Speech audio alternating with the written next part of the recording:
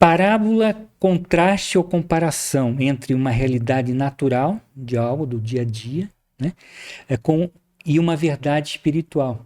Jesus linkava isso.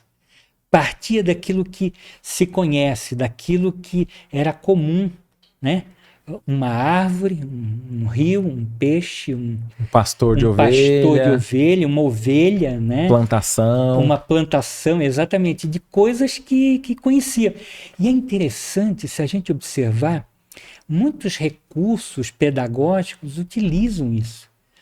O método Paulo Freire, aquela que criou aquela cartilha, O Caminho Suave, em 1934, aqui em São Paulo, que a ideia dela era normalista, que chamava na época, para se tornar professora. Aí até hoje tem essa cartilha, e ela é muito usada, associava Mas imagens... não é Anne Frank? Não, Anne Frank não. A Anália Franco? Não. Bom, eu tenho aqui, mas não vou procurar. Não. A Anne Frank é da... Ela, depois que a Anália Franco foi uma educadora, que fundou um monte de escola, tudo, né? Também, sim, claro. Mas enfim, ela, aí... Bom, não vou procurar agora aqui. Mas, de certa forma, aí ela... partia da realidade do público. A ideia dela era acabar o analfabetismo no Brasil, isso em 1934. Muito interessante. Aí ela criou essa cartilha, associando Zabumba, a letra Z, Zabumba, a letra E, elefante, aí tinha um elefante e tal, alguma coisa assim, entendeu? Para a criança associar a imagem, né? Então era mais ou menos assim. E Jesus também, na realidade, não tinha recursos tecnológicos, né? Não tinha pintura, não tinha mídia, não tinha... A palavra dele, a mão, toda a insinuação, é como se tivesse uma imagem formando para as pessoas, sabe? É muito interessante e riquíssimo. Bom, as parábolas é basicamente transformar uma lição ética, um comportamento, um modo de ser, caráter, a natureza, a índole, né? Através de uma prosa metafórica, uma comparação, de uma linguagem simbólica, transmitindo sabedoria.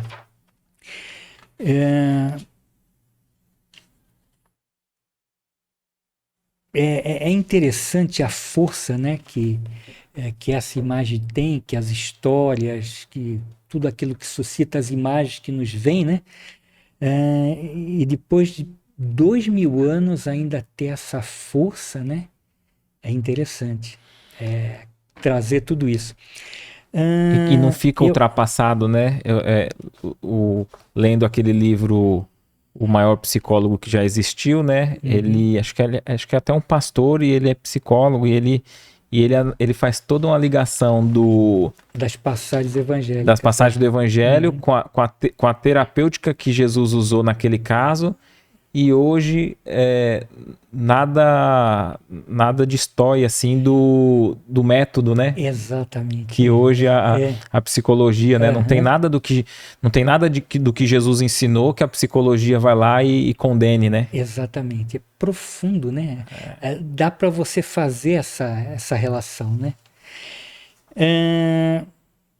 Então, a dose pedagógica de Jesus vai depender, então,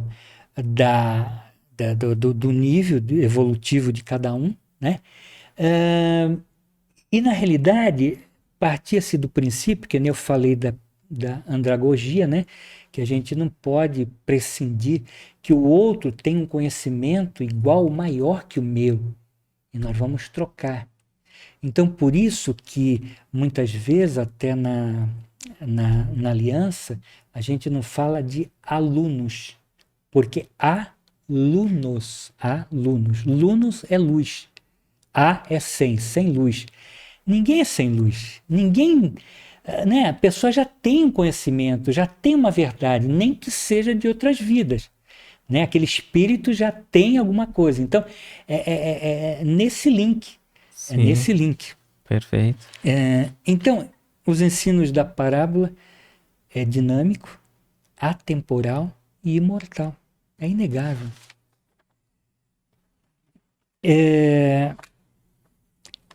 Em educação, se fala, tem educares e educeres. Educares é levantar, fazer crescer, germinar e tal. Educeres é retirar do coração, retirar a compreensão, tirar de dentro daquilo, aflorar, né? Promover o surgimento de dentro. Então é isso que Jesus falava. Aí já é isso que Jesus... o método do Pestalozzi, né? Uhum. Pestalozzi é muito nisso sentido, exatamente, né? de tirar de dentro, né? Então a parábola, Jesus quer que o indivíduo, com a narrativa, retire coisas novas e velhas daquilo que está no seu coração. Eu só posso conhecer, né, ou visualizar aquilo que eu tiro de mim, que eu coloco longe, para eu poder perceber, entender, né, aquilo que eu vivo, a compreensão que eu trago, para eu poder intensificar as coisas que são boas e que fiquem, e que elas cresçam dentro de mim, e eliminar, porventura, as ervas daninhas que eu estou permitindo, né, que elas cresçam dentro de mim e me atrapalhem no meu processo evolutivo. E não tem como outro tirar, né? Porque não a responsabilidade é nossa. E não tem efeito, né? Quem não estava discutindo com a esposa e falou umas verdades, só piorou, né? Ou conosco, né? Que alguém falou, você é orgulhoso, você é egoísta. A gente nunca para no meio da discussão. Verdade, que bom que você falou. Vou rever isso, né? A gente tem que reconhecer e nós mesmos retirar, né? Senão volta, né? Exatamente. A gente, o orgulho é uma carapaça, é uma noja, a gente se tranca e a gente pode ser até uma verdade, pode ser até alguma coisa que seja extremamente importante num dado momento, mas a gente acaba desconsiderando. Jesus trazia as parábolas para a nossa compreensão prática, ele materializava o ensino, é bastante interessante.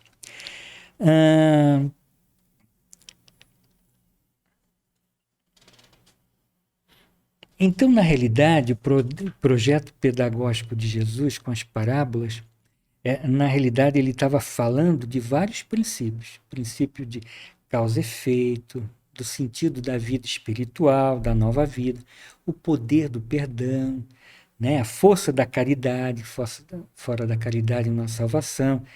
A importância desses elementos que a gente deveria estar